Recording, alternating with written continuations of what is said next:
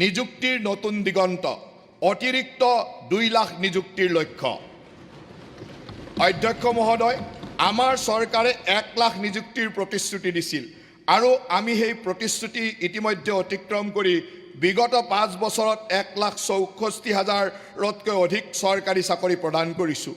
এই ধাৰাবাহিকতা অক্ষুণ্ণ ৰাখি আমি এতিয়া নিযুক্তি প্ৰদানৰ পৰৱৰ্তী পৰ্যায়ত উপনীত হৈছোঁ। অনাগত 5 বছৰত চৰকাৰী বিভাগ, বিশ্ববিদ্যালয়, চিকিৎসা মহাবিদ্যালয়, আইনগত সংস্থা, ছ'চাইটি, ষষ্ঠ অনুসূচিত অন্তৰ্গত পৰিষদ আৰু সৰহ পৰিমাণে ৰাজহুৱা অংশীদাৰিত্ব থকা কোম্পানী আদি সামৰি ৰাজহুৱা খণ্ডত ৰাজ্যখনত 2 লাখ নিযুক্তি প্ৰদানৰ লক্ষ্য স্থিৰ কৰা হৈছে। এই লক্ষ্যৰে এক বিস্তৃত পৰিকল্পনা প্ৰস্তুত কৰাৰ বাবে মুখ্য সচিবৰ সভাপতিত্বত এক বিশেষ টাস্ক ফ'ৰ্চ গঠন কৰা হৈছে। প্ৰাথমিক পৰ্যায়ত আৰু অধিক খালী পদ সৃষ্টিৰ লক্ষ্যৰে গ্ৰহণ কৰা এই পদক্ষেপে বৰ্তমান কৰ্মচাৰীসকলক সময়মতে পদোন্নতি দিয়াত সহায় কৰিব।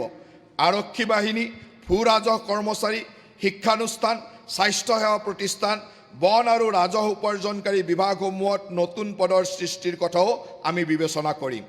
সংকল্প পত্ৰত উল্লেখিত প্ৰতিশ্ৰুতি অনুসৰি এই চৰকাৰৰ সময়ছোৱাতে ৰাজ্যখনৰ নৱপ্ৰজন্মৰ বাবে নিয়োগৰ অধিক সুযোগ সৃষ্টি কৰাৰ বাবে আমি দায়বদ্ধ।